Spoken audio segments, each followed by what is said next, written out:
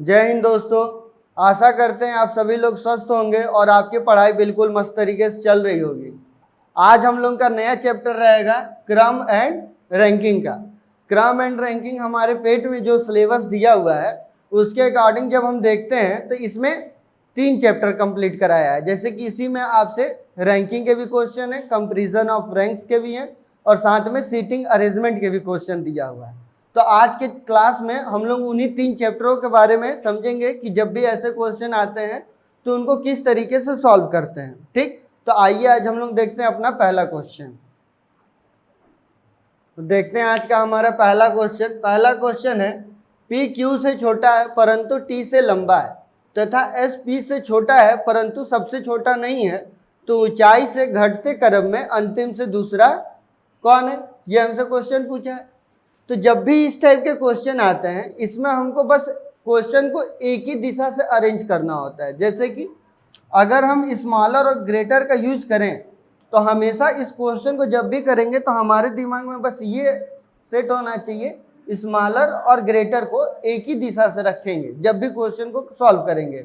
ये नहीं कि दोनों को मर्ज कर देंगे, तो इससे कंफ्यूजन क्रिएट होने लगेगा। तो इसीलिए इस वाले सिंबल का हम लोग यूज करेंगे स्मॉलर और ग्रेटर के लिए। तो यहाँ पे जैसे पहले लाइन से ही बोला है कि P Q से छोटा है, तो यानी कि P क्या है? Q से छोटा है, तो P छोटा आएगा और Q से P से बड़ा आएगा। क्लियर? उसके बाद नेक्स्ट लाइन में बोल रहा है कि परंतु T से लंबा है। अब ये परंतु वर्ड किसके लिए आया? पहले वाले के लिए आएगा, P के लिए। तो परंतु किससे बड़ा है? T से, तो यानी कि P is greater than T, कोई दिक्कत नहीं। अब उसके बाद बोल रहा है तथा S P से छोटा है परंतु सबसे छोटा नहीं है। ठीक, अब यहाँ पे क्या बोल रहा है? S P से छोटा है। S जो है वो किससे छोटा है? P से, यानी कि एक सिंबल ये भी बन रहा है, S क्या है? P से छोटा है। पर नेक्स्ट लाइन में ही अब यहाँ पे दोनों के बारे में हमको मिल रहा है, पर एग्जामिनर यहाँ पे क्या किया? बोला है कि परंतु सबसे छोटा नहीं है, यानी कि S जो होगा वो सबसे छोटे पे नहीं आएगा, यानी कि सबसे छोटे पे कौन जाएगा? T जाएगा, क्योंकि S क्या होगा? सबसे छोटा नहीं, यानी और P से छोटा है, तो ये इनके बीच में बैठेगा, यानी कि इस क्रम में ये S कहाँ पे आ जाएगा? यहाँ पे, और यहाँ पे कौन आ जाएगा? T। अब हमारा क्वेश्चन क्या हो गया? अरेंज हो गया। अब इसी में पूछा है कि ऊंचाई से घटते क्रम में अंतिम से दूसरा कौन है, यानी कि सब पूछ रहा है कि छोटे क्रमांक में दूसरे नंबर पे कौन है, तो छोटे से दूसरे नंबर पे कौन है? S। तो हमारा आंसर क्या हो जाएगा? S। किसी तरीके का डाउट नहीं होना चाहिए ऐसे क्वेश्चन में, बहुत ही आसान है। ठीक, अब हम लोग देखते हैं next question. A B C D और E 5 पुस्तकें एक दूसरे के ऊपर रखी हैं, C A तथा B के मध्य रखी हैं, E B के ऊपर रखी हैं, तो कौन सी पुस्तक मध्य में होगी? ठीक, अब जैसा ऐसा क्वेश्चन दिया तो इसको भी करने का तरीका क्या होगा? हमारा वही होगा, बस हमको इंक्रीजिंग और डिक्रीजिंग एडिंग यानी ग्रेटर और स्मॉलर सिंबल से यूज करके ही क्वेश्चन को सॉल्व कर लेना है। अब यहाँ पे हमको बोला 5 पुस्तकें, ठीक है, ऊपर रखी, ठीक है। वहां पे क्वेश्चन अब हमारा चालू कहाँ से होता है? यहाँ से। C A तथा B के मध्य में है। अब यहाँ पे C A तथा B के मध्य में है, यानी कि यहाँ पे C का पॉइंट फिक्स है कि C जब भी होगा बीच में होगा, पर A और B का क्या कोई पॉइंट फिक्स है? नहीं। यहाँ पे भी A हो सकता है और यहाँ पे भी क्या हो सकता है? B हो सकता है, इसमें कोई दिक्कत वाली बात नहीं है। उसके बाद नेक्स्ट लाइन में बोल रहा है E B के ऊपर रखी हुई है, लेकिन उसके बाद एक लाइन बोल रहा है कि E B के ऊपर रखी हुई है, यानी कि E जब भी होगा तो किससे ऊपर होगा? B से, या फिर जब भी ऊपर होगा B से। इन दोनों भी प्लेस में इनका भी कोई स्थान फिक्स नहीं है, क्योंकि B अगर यहाँ पे होगा तो E यहाँ पे होगा, अगर B यहाँ पे होगा तो E यहाँ पे होगा। अब दोनों में से कोई एक ही सीक्वेंस बनेगा। अच्छा, क्वेश्चन में अब हमसे कभी भी क्या क्या नहीं पूछ सकता है, जब हमको ये चीज पता होगा कि जब हमारा एग्जामिनर जो भी एग्जाम ले रहा होगा वो हमसे क्या पूछ सकता है और क्या नहीं पूछ सकता है, तो हमारा कॉन्सेप्ट अच्छे से क्लियर होगा। अब इस क्वेश्चन में वो हमसे क्या क्या नहीं पूछ सकता है, जैसे कि लास्ट छोर पे कौन होगा, इसके बारे में कोई जानकारी है नहीं, कभी नहीं पूछ सकता। सी के बगल में, या फिर ये नहीं पूछ सकता कि अंतिम से दूसरे स्थान पे कौन है, नीचे से दूसरे पे कौन है, या ऊपर से दूसरे पे कौन है। ऐसे क्वेश्चन नहीं पूछ सकता। या सबसे ऊपर पे कौन है, ये क्वेश्चन हमसे पूछ ही नहीं सकता वो, क्योंकि यहाँ पे मान जैसे ही लेटर्स चेंज करेंगे वैसे ही क्या होगा, क्वेश्चन चेंज हो जाएगा। और क्वेश्चन से हमको वैसी कोई जानकारी नहीं है, तो वो हमेशा एग्जामिनर हमसे जब भी क्वेश्चन पूछेगा तो वो बीच वाले पर्सन के बारे में ही पूछेगा कि बीच में कौन होगा। तो बीच में हमेशा कौन दिखाई देगा, अगर ये यहाँ पे है तब पर भी सी बीच में है, अगर ये यहाँ है तब पर भी सी बीच में है। तो हमारा आंसर क्या आएगा, सी। पर एग्जामिनर कभी भी हमसे बी और ई के बारे में पूछेगा तो इसका आंसर क्या आएगा, आंकड़े अपर्याप्त है। ठीक, कि डाटा नहीं है क्वेश्चन को सॉल्व करने के लिए, क्योंकि यहाँ पे वो लाइन होनी चाहिए ना जिससे कि हमको कंफर्म किसी एक का प्लेस पता चले। इस डेटा से जितना भी दिया है इससे हमको बस एक ही बात पता चल रहा है कि सी क्या होगा, सेंटर में होगा, बाकी और कोई नहीं हो सकता है। तो वो जिस हिसाब से क्वेश्चन बनाएगा उसी हिसाब से आपको ऑप्शन भी देखने को मिलेंगे। ठीक, तो हम लोग देखते हैं अपना नेक्स्ट क्वेश्चन। देखते हैं अब हमारा नेक्स्ट क्वेश्चन है, यदि राहुल आदित्य से लंबा है किंतु रोहन से छोटा है और रोहन करण से लंबा है तो सबसे लंबा कौन है। ये हमसे क्वेश्चन पूछे, कंपैरिजन ऑफ रैंक के ये क्वेश्चन कहलाए जाते हैं। तो इसमें जब भी क्वेश्चन आएगा तो या तो वो लंबा नाटा छोटा मोटा का बात करेगा, मतलब या फिर बड़ा छोटा या अधिक कम, मतलब ऐसे ही वर्ड का यूज करेगा जब भी करेगा, ऊपर नीचे, मतलब जिसका एक अपना रैंक होगा और जिसका कंपैरिजन हम दूसरे वाले से करेंगे। इसीलिए इस चैप्टर का नाम भी हम लोग कहते हैं कंपैरिजन ऑफ रैंक, क्योंकि दूसरे से इसमें क्या करना है, एक दूसरे को कंपेयर करके ही अरेंज करना है। तो जब भी क्वेश्चन ऐसा आएगा तो बहुत ही सिंपल सा होता है, बस थोड़ा सा बस दिमाग खुला होना चाहिए और एक तरीका पता होना चाहिए कि क्वेश्चन को अरेंज कैसे करना है, फिर हमको कोई दिक्कत नहीं होती। जैसे कि इसी क्वेश्चन को सॉल्व करना है, तब इसमें क्या बोल रहा है, यदि राहुल आदित्य से लंबा, यानी कि राहुल जब भी होगा वो किससे लंबा होगा, आदित्य से लंबा होगा पहले लाइन से, किंतु रोहन से छोटा है। अब किंतु परंतु लेकिन वर्ड जब भी आता है यह हमेशा किसके लिए आता है, पहले के लिए। तो जब पहले के लिए आता है यानी कि अब राहुल क्या होगा, वो छोटा होगा। किससे छोटा होगा, वो रोहन से छोटा होगा। यहां तक कोई दिक्कत नहीं है। अब उसके बाद नेक्स्ट लाइन में बोल रहा है और रोहन करण से लंबा है। अब ये रोहन जो है वो किससे लंबा है, पहले वाले लाइन में ही बोला है कि राहुल आदित्य से लंबा है किंतु रोहन से नहीं है। तो आदित्य से लंबा राहुल है लेकिन रोहन से नहीं है, तो रोहन बड़ा आ गया। उसके नेक्स्ट लाइन में बोल रहा है कि रोहन कर्ण से लंबा है। अब कर्ण से जब लंबा है तो ये बताओ उसको हम कहाँ पे दे सकते हैं, इसके कहीं भी उसको अरेंज किया जा सकता है जो रोहन से उसको क्या दिखाए, बस छोटा दिखाई दे। पर क्या कर्ण का कोई एक स्थान फिक्स होगा कि वो राहुल से बड़ा है या फिर आदित्य से बड़ा है, इस बारे में इस क्वेश्चन में हमको कहीं भी जानकारी मिल रहा है नहीं। लेकिन तो वो हमसे जब भी पूछेगा तो वो कर्ण से रिलेटेड कोई क्वेश्चन हमसे एग्जाम में नहीं पूछेगा, क्योंकि इसके बारे में हमको कोई जानकारी ही नहीं दिया है कि कर्ण अरेंज कहाँ होगा, राहुल से बड़ा होगा, ये छोटा भी हो सकता है, आदित्य से बड़ा होगा, ये छोटा या सबसे छोटा हो सकता है। पर हमको बस इतना पता है कि वो जब भी होगा रोहन से छोटा होगा, यानी रोहन से छोटा है तो 3 स्थान जो बचा हुआ है इनमें से वो कहीं पे भी तो बैठ सकता है। तो उस बारे में हमसे कोई कभी क्वेश्चन पूछेगा नहीं पूछेगा, तो उसके लिए परेशान ही नहीं होना है। हमेशा क्वेश्चन वही पूछेगा जो क्वेश्चन में दिया होगा, क्योंकि क्वेश्चन में ही क्या होता है, आंसर होता है। बस हमको क्वेश्चन पढ़ना आना चाहिए। और तब यहाँ पे क्वेश्चन हमसे पूछा था कि सबसे लंबा कौन है, तो सबसे लंबे पे कौन है, रोहन है। सिंपल सा आंसर, कोई भी दिक्कत हुआ किसी तरीके का। तो ये होगा हमारे कंपैरिजन ऑफ रैंक वाले टाइप के क्वेश्चन सारे। अब हम लोग देख लेते हैं रैंकिंग वाले क्वेश्चन, कि जब 2 स्थान देगा और उसमें लोगों को आपस में बदलेगा, या फिर पहले स्थान पे 25वां है, दूसरे स्थान पे 23वां है, इस टाइप के जो क्वेश्चन आते हैं उनको कैसे करते हैं उनको हम लोग देखते हैं। अब हम लोग देखते हैं अपने रैंकिंग वाले क्वेश्चन कि वो किस तरीके से एग्जाम में आते हैं। तो उसका पहला क्वेश्चन हो जाएगा कि 6 कारें एस टी वी डब्ल्यू और एक्स वाई पार्किंग में खड़ी हैं। टी एकदम दाएं छोर पर खड़ी है, वी वाई के दाएं और डब्ल्यू से 1 कार दूर खड़ी है, एक्स टी के तुरंत बाएं और एस से 3 कार दूर खड़ी है।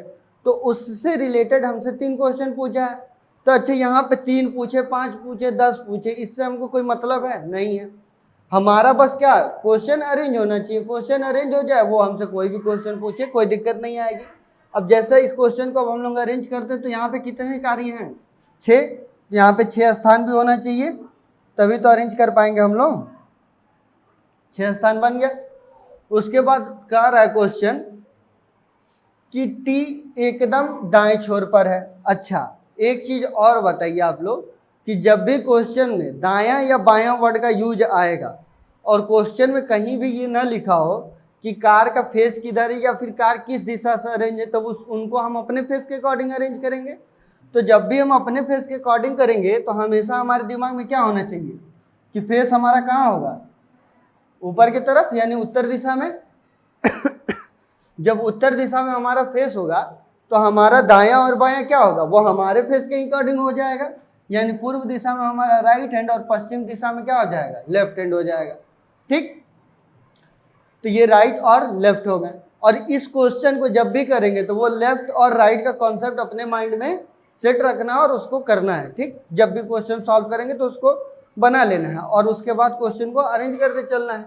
अब बोल रहा है टी एकदम दाएं छोर पर है, तो इसमें से दायां छोर कौन सा होगा, ये होगा ये होगा। तो राइट हैंड साइड जब उस साइड है तो दायां छोर भी ये होगा।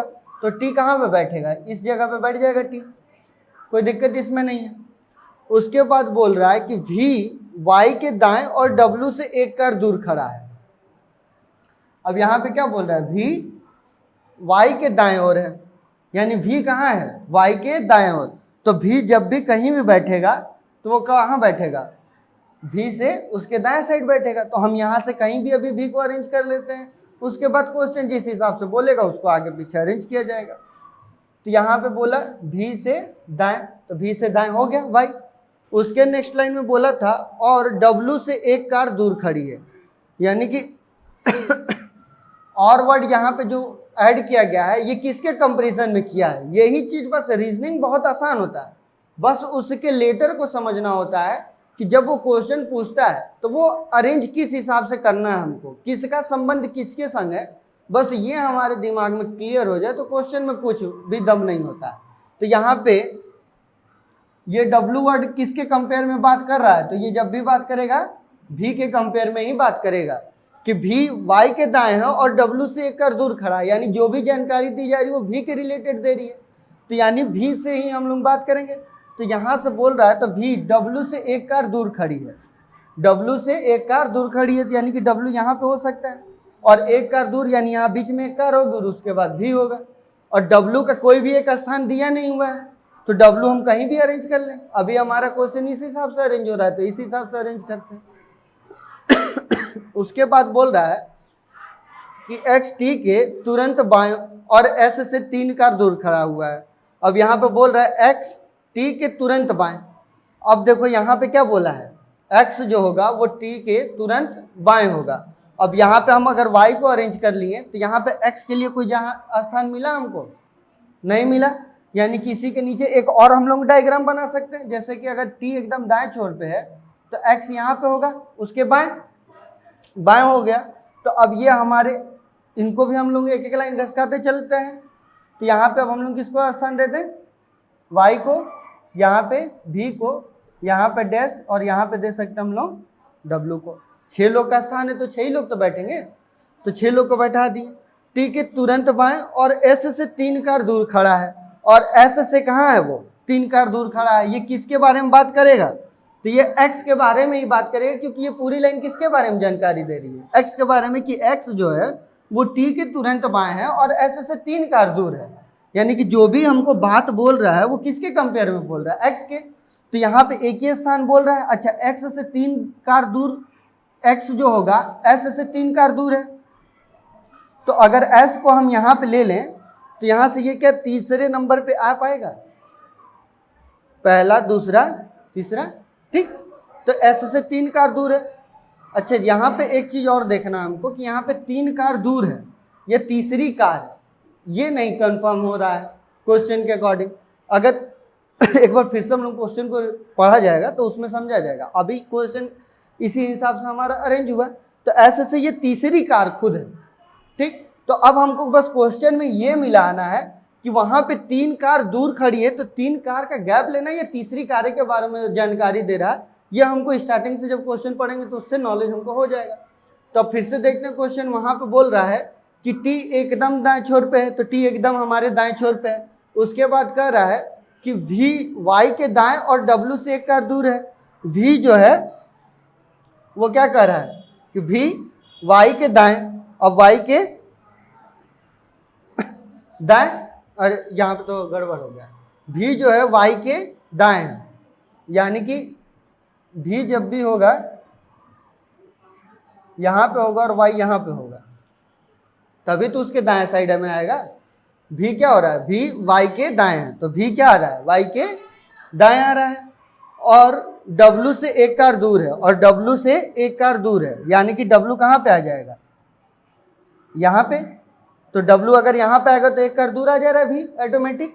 उसके बाद वाली लाइन में बोला है कि 1 कार दूर खड़ी है, x t के तुरंत बाएं है, x जो है वो t के तुरंत बाएं है, और s से तीसरी कार है, यानी कि s से तीसरी कार, तो s के बीच में कितनी 3 कार आ गई, और उसके बाद वो x भी आ गया। तो ये हो गया हमारा क्वेश्चन अरेंज। यहाँ पे अरेंज बस इसलिए नहीं हो रहा था क्योंकि हम v को y के बाएं लिखे थे, जबकि v जो है y के दाएं है। तो अब हमारा क्वेश्चन क्या हो गया, अरेंज हो गया। जब क्वेश्चन अरेंज हो गया तो उसके बाद वो हमसे क्वेश्चन में कुछ भी पूछे उससे कोई फर्क नहीं पड़ने वाला है।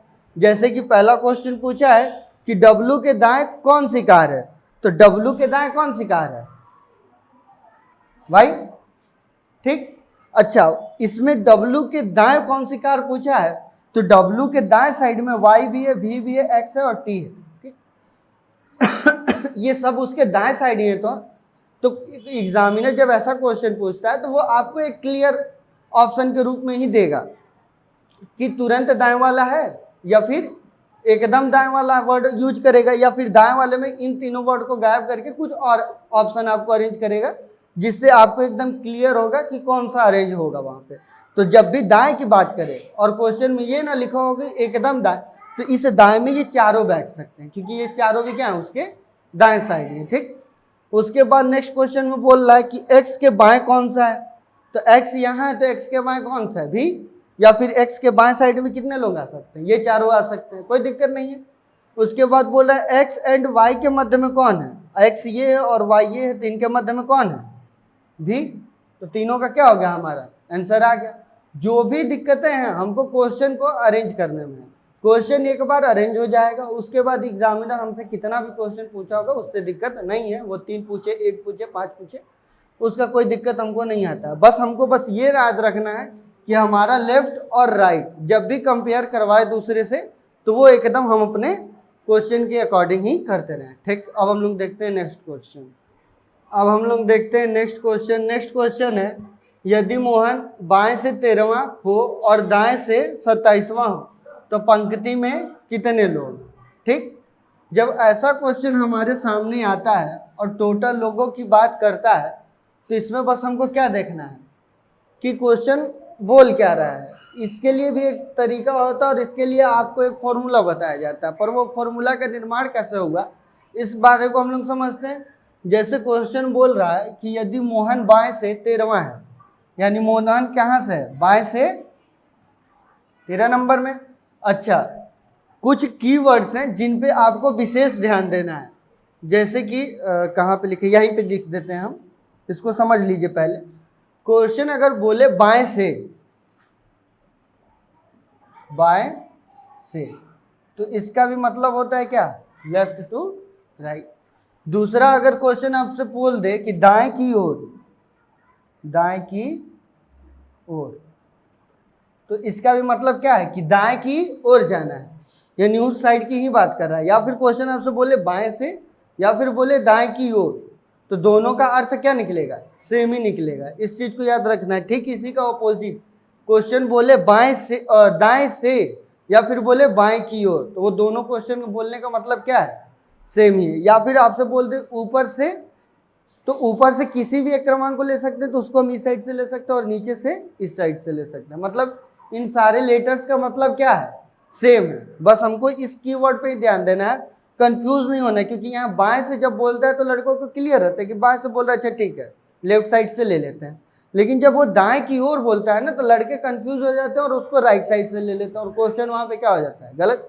ऐसे टोटल वाले नंबर में तो इसका कोई रोल नहीं है। अगर हमको लेफ्ट राइट नहीं भी पता हो तब पर भी हम आसानी से कर सकते हैं, पर जब कॉन्सेप्ट वाला क्वेश्चन आएगा, जब बाएं और दाएं का इंपॉर्टेंस हो जाएगा, तब इस क्वेश्चन को अरेंज करने में हमको प्रॉब्लम होगी। तो अभी से इस चीज़ पे कमांड रखना है और अपने माइंड में कीवर्ड सेट कर लेना है कि बाएं से बोले या दाएं की ओर बोले, इसका मतलब एक ही होता है। अब हम लोग देखते हैं क्वेश्चन को। क्वेश्चन बोला है कि मोहन बाएं से 13वां है, तो लेफ्ट साइड से किस नंबर पे आ गया? 13 नंबर पे। और बोल रहा है कि दाएं से 27वां है, और राइट साइड से किस नंबर पे? ये 27 नंबर पे। ठीक, अब इन दोनों को अगर हम ऐड कर दें तो हमको टोटल नंबर पता चल जाएगी कितने लोग हैं, क्योंकि जब हमको पता है कि इस साइड से हम 13 नंबर पे और उस साइड से हम 27 नंबर पे हैं, तो दोनों लोग को ऐड कर देंगे तो हमको टोटल लोगों की संख्या पता ही चल जाएगी, क्योंकि हमारी जगह पहले से बता दिया है। तो जब 13 और 27 को जोड़ेंगे तो कितना हो जाएगा? 30, 10, 40। तो ये 40 हमारा आंसर आ गया। आ गया आंसर? इतना तेजी से भूलोगे तो क्वेश्चन एग्जाम में कैसे कर पाओगे? हम बोले ना पहले ही बात कि ये ऐसा नहीं है कि हम पढ़ाए नहीं है। हमारा जो मास्टर्स क्लास है उसमें कंपैरिजन ऑफ रैंक और रैंकिंग हम कंप्लीट करा चुके हैं, पर स्पेशल पेट के लिए पढ़ा रहे हैं, तो इतना हम उम्मीद करते हैं कि आप लोग को कॉन्सेप्ट पीछे का याद हो। पर आप लोग जैसे ही आंसर हम पूछे कि 40 होगा तो आप लोग तुरंत बोल दिए कि हाँ होगा। अब एक साइड से हम 13 स्थान पे भी हैं और एक साइड से 27 स्थान पे भी हैं, तो हमको तो काउंट 2 बार कर लिए ना। एक ही लड़का 2 बार तो हो नहीं सकता। कोई मूवी का सीन तो चल नहीं रहा है कि डबल रोल की बात चल रही है यहाँ पे। यहाँ पे बात जब भी चलेगा तो सिंगल पर्सन का ना, जो काल्पनिक दुनिया है उससे बाहर निकलना है, वास्तविकता में जीना हम लोग को। कहाँ जीना है? वास्तविकता में। तो जब वास्तविकता में आएंगे तो एक ही पर्सन 2 बार तो काउंट होगा नहीं, जब भी होगा एक ही बार काउंट होगा। और यहाँ पे 13 और 27 हम दोनों प्लेस उसका काउंट कर दिए ना, तो 2 बार तो बैठेगा नहीं, जब भी बैठेगा एक ही सीट लेके बैठेगा। या फिर स्पेशल पावर तो इसके पास है नहीं कि इस चेयर पे भी मेरा पैर रहेगा, इस चेयर पे भी मेरा पैर रहेगा। ठीक, अजय देवगन नहीं बने कि 2 बाइक पे खड़े हो गए कि हाँ चल रहे हैं, दोनों बाइक हमारा है। नहीं, यहाँ रैंकिंग क्वेश्चन है ये रीजनिंग का, इस लॉजिक को ही हमको बस क्या करना है, समझना है। यहाँ 13 और 27 हो गए, यानी 2 लोग काउंट हो गए। तो जब 2 बार काउंट हुए तो एक लोग को इनको हम क्या करें? माइनस कर दें। तो 40 - 1 कर देंगे तो हमारा क्या आ जाएगा आंसर? 39। और इतने लोग ही इसमें बैठे होंगे। क्लियर? अब समझ में आया? इसके लिए एक फॉर्मूला भी होता है जो रीजनिंग वाली बुक में आपको आराम से देखने को मिल जाएगा। जब भी टोटल की बात करेगा तो टोटल कितना होता है, तो इसको समझने के लिए समझिए कि टोटल कैसे निकालता है। उसके लिए आपको एक फॉर्मूला देता है कि टोटल बराबर लेफ्ट प्लस राइट -1। ये आपको फॉर्मूला बनाता है। क्या इतना बेसिक क्वेश्चन के लिए आपको एक फॉर्मूला रटने की जरूरत है? ये चीज आपके दिमाग के कॉन्सेप्ट में सेट होना चाहिए कि वो क्या कह रहा है। ठीक, लॉजिक की ही तो बात है साथ। सिर्फ बस हमको ये -1 क्यों करा रहा है? बस इसीलिए तो करा रहा है कि जो 2 बार काउंट हो रहा है उसमें से एक कम हो जाए। तो ये क्या कोई अलग से इसके लिए फॉर्मूला हमको याद करना पड़ेगा कि लेफ्ट प्लस राइट का? हाँ, जब न्यूनतम वाली बात आएगी तो वहां पे कॉन्सेप्ट बहुत तेजी से करने के लिए बस एक बार कॉन्सेप्ट बता देंगे, फिर उसका फॉर्मूला बता देंगे। आप लोग कॉन्सेप्ट से करिए या फॉर्मूला से करिए, आपके ऊपर डिपेंड है। अब आपके सामने ये है, अब इसमें लेफ्ट राइट -1 कर दीजिए। अब लेफ्ट और राइट को 13 और 27 को जोड़ेंगे 40, 40 -1 कर देंगे 39। इससे भी हमारा आंसर आ गया तुरंत। ठीक, पर इस चीज का आपके माइंड में कैसे सेट रही है फॉर्मूला, इसके लिए आपको बेसिक पहले बताना तो होगा कि क्यों हो रहा है। जब क्यों का हमारे पास आंसर होता है तो वो माइंड उसको एक्सेप्ट कर लेता है। अगर क्यों का वजह ही नहीं पता है तो माइंड कहता है कि नहीं, ये एक फॉर्मूला की तरह इसको याद करेंगे। यहाँ मैथ नहीं चल रहा है, यहाँ रीजनिंग चल रहा है। जो भी काम होगा लॉजिक से हो जाएगा। ठीक, देखते हैं हम लोग नेक्स्ट क्वेश्चन। नेक्स्ट क्वेश्चन लिखा हुआ है तो यहाँ पे देखते हैं कि क्वेश्चन है कि यदि पंक्ति में राम बाएं से 17वां हो और कुल 49 लोग हो तो राम दाएं से किस स्थान पर होगा? ये हमसे क्वेश्चन पूछा है। जब ऐसा क्वेश्चन आता है तब फिर हमको क्या करना होता है, ये देख लेते हैं। तो यहाँ पे क्या बोल रहा है? राम बाएं से 17वां, यानी लेफ्ट साइड से किस नंबर पे है? 17 नंबर पे। और टोटल लोग कितने हैं इसमें? 49 लोग हैं। इतने ही लोग तो हैं। अगर ये लाइन पूरी हो यहाँ तक, यहाँ से यहाँ तक, तो इसमें कितने लोग बैठे हैं? 49 लोग टोटल बैठे हैं, जिसमें कि लेफ्ट से ये 17 स्थान पे है। ठीक, अगर ये 17 स्थान पे है तो दाएं से पूछ रहा है कि दाएं से स्थान क्या होगा? अच्छा, हमको जब टोटल पता है कि इतने लोग हैं और लेफ्ट साइड से इतने लोग हैं, तो इसको माइनस कर देंगे तो राइट हैंड साइड से इसका प्लेस वैल्यू पता चल ही जाएगा। तो 49 माइनस जब 17 करेंगे तो हमारा कितना आएगा, 9 में से 7 जाएगा 2 और 4 में से 1 जाएगा तो 3, यानी कि वो किस नंबर पे होगा, राइट साइड से 32 नंबर पे, 32 नंबर पे होगा ना, कंफर्म। फिर वही बात, जब उसका एक स्थान है और उस स्थान 17 नंबर पे है जब है, तो उसको जब माइनस कर दिए तो उसका प्लेस भी तो आप खा गए। अब उसको कह रहे हैं कि आप क्लास से बाहर चले जाओ, बाइकाट चाइना करना है, बाइकाट क्वेश्चन को थोड़ी कर देना है हमको। तो यहाँ से जब हम देख रहे हैं 49 माइनस 17, तो यहाँ 17 जब टोटल हम पूरा माइनस कर दिए, यानी कि वो भी पर्सन भी, उसको भी हम माइनस कर दिए कि वो भी नहीं है, जबकि उसका एक स्थान होना चाहिए। तो जब उसका एक स्थान होना चाहिए तो उसका एक स्थान देंगे ना हम कि वो किस नंबर पे होगा, तो उसके लिए हमको क्या करना होगा, +1 करना होगा ना। उसका स्थान अपना है तो उसको एक स्थान देने के लिए +1 करना होगा। तो जब +1 करेंगे तो ये कितना आ जाएगा, 35। यही क्या होगा, हमारा आंसर होगा। और इसके लिए भी एक फॉर्मूला बनता है, वो क्या बनेगा, अब खुद से बताओ कि यहाँ पे हम क्या किए कि टोटल अगर राइट पूछ दे तो क्या निकालना होगा, इसको हम रफ कर देते हैं, ठीक। अगर वो हमसे राइट पूछ दे कि दाएं से स्थान क्या होगा, तो उसके लिए फॉर्मूला क्या बनेगा, राइट टोटल माइनस क्या किए हैं हम, लेफ्ट, और प्लस में क्या 1, यही तो फॉर्मूला बनेगा। अगर यही चीज़ अगर लेफ्ट से बात कर दें तो लेफ्ट अगर हमको जानकारी चाहिए तो यहाँ पे क्या आ जाएगा फॉर्मूला, टोटल माइनस राइट +1। अब वो हमसे दायां पूछे या बाएं पूछे, हमको कोई दिक्कत नहीं है, क्वेश्चन करने का तरीका यही होगा, ठीक। तो यहाँ पे जो दाएं से था वो बाएं से हो जाए, टोटल कैसे निकालना है वो देख लिए। अब हम लोग देखते हैं कि जब दो लोगों के बीच में लोग बैठते हैं या फिर जब एक दूसरे से स्थान चेंज करते हैं तो वो कैसा क्वेश्चन होता है। अच्छा, आप अपने पेट के हिसाब से कंप्लीट कर चुके, आपसे जब भी पूछेगा तो ये टोटल वाला पूछेगा, दाएं और बाएं वाला पूछेगा। गैप वाला थोड़ा अच्छा होता है, पर हो सकता है इस बार उसका मूड कर ही जाए और पूछ ही ले आपसे, तो उसके बारे में आपके पास पता होना चाहिए ना, वरना अगर प्रीवियस ईयर पे बेस करें तो इतना आपके लिए सफिशियंट था। लेकिन हो सकता है कि इस बार एग्जाम अच्छे लेवल का हो जाए, तो आपको इससे आगे वाले स्टेप भी पता होना चाहिए, ठीक। देखते हैं हम लोग नेक्स्ट क्वेश्चन, देखते हैं हमारा नेक्स्ट क्वेश्चन में कि 49 छात्रों की कक्षा में करीम का स्थान 16वां है, नीचे से उसका स्थान क्या होगा। अब यहाँ पे अभी दाएं बाएं था, अब यहाँ पे ऊपर नीचे की बात कर रहे हैं तो उससे भी कोई दिक्कत नहीं है।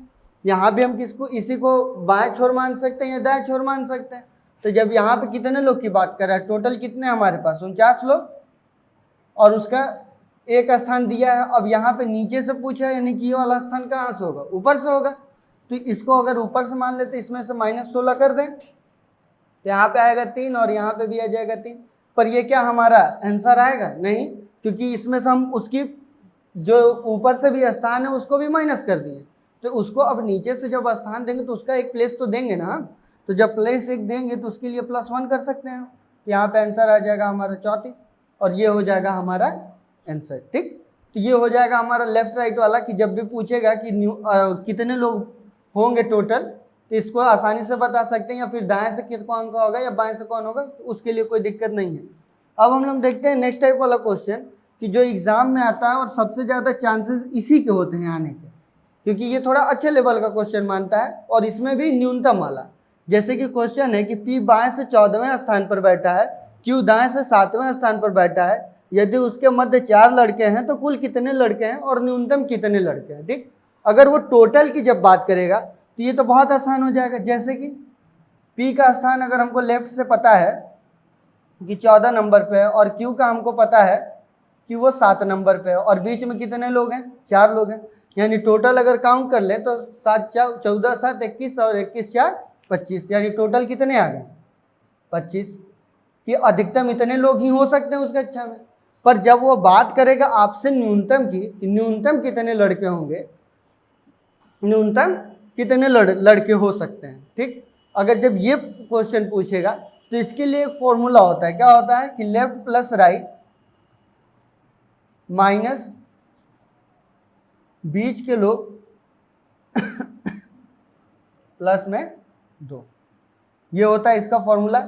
और ये बताता है हमेशा क्या, न्यूनतम वाले बात कि न्यूनतम कितने लड़के हो सकते हैं। जैसे कि लेफ्ट और राइट की बात करेगा तो एक स्थान हमको पता है कि 14 और एक स्थान पता है हमको 7 और एक दाएं है और एक बाएं है, तो 14 7 कितना हो जाएगा 21 माइनस 4 लोगों की बात कर रहा है तो बीच में कितने लोग बैठे हैं 4 लड़के, तो जब 4 लड़के बैठे हैं तो 4 + 2 कितना हो जाएगा 6, तो 21 - 6 जब करेंगे तो कितना आएगा 15 और ये हमारा क्वेश्चन हो जाएगा क्या अरेंज।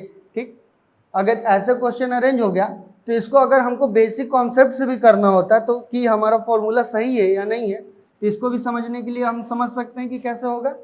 जैसे समझते हैं कि यहाँ पे क्या बोला है कि P बाएं से 14 नंबर पे है, ठीक, और उस Q को बोल रहा है कि वो दाएं से 7 नंबर पे, तो Q इस साइड से भी तो दाएं नंबर से 7 पे हो सकता है कि 1 2 3 4 5 6 7, ठीक, इस 7वें नंबर पे आ गया कौन Q, पर यहाँ पे अभी हमको बीच में कितने लोग दिख रहे हैं 3 2 5 लोग, और क्वेश्चन बात कितने की कर रहा है 4 लोग, के बीच में 4 लोग ही होने चाहिए, तो जब बीच में 4 लोग होने चाहिए तो यानी कि एक स्थान यहाँ पे आएगा तभी तो 4 लोग आएंगे, 7वें स्थान पे आएगा, तो अगर एक स्थान यहाँ पे अगर हम 15वां बना दें तो यहाँ से जब काउंट करें तो 1 2 3 4 5 6 7, यानी कि अब यहाँ पे Q बैठेगा आके और ये इसका प्लेस होगा 7वां, तो जब ये प्लेस इसका 7वां होगा तो बीच में कितने लोग दिख रहे हैं हमको 4 लोग दिख रहे हैं, यानी क्वेश्चन हमारा क्या हुआ अरेंज हो गया। कोई दिक्कत इसमें नहीं, बस हमको दिमाग में क्या रखना है कि जब भी ऐसा क्वेश्चन आएगा तो उसको क्या करना है लेफ्ट प्लस राइट, यानी कि दोनों छोर को जोड़ देना है कि टोटल कितने लोग आ रहे हैं, उसके बाद जो बीच वाले लोग हैं, अब बीच वाले लोग को हम लोग क्यों माइनस कर रहे हैं क्योंकि ये ओवरलैप ही तो कर रहे हैं एक दूसरे को, जब ओवरलैप करेंगे तभी तो न्यूनतम की बात आएगी, तो जब ओवरलैप करेंगे तभी तो वहाँ पे 4 लड़कों को हम अरेंज कर पाएंगे इनके अंदर में, तो अंदर में जब अरेंज किए तो यही तो लड़के कम हुए, तो इनको कम किए और 2 लड़के ये खुद अपना स्थान लिए हैं तो इनका स्थान देना है, अगर टोटल अगर हम माइनस कर देते तो इनका स्थान भी चला जाता है, तो पर इनका स्थान हमको देना है ना, तो इसीलिए हम लोग लास्ट में +2 कर दिए और इस फॉर्मूले पर हमारा क्वेश्चन सेट होते हैं, तुरंत आंसर आ जाएगा। ठीक, अब हम लोग मिलेंगे सीटिंग अरेंजमेंट वाले जो इसी चैप्टर के पार्ट हैं उसको हम लोग देखेंगे नेक्स्ट पार्ट में।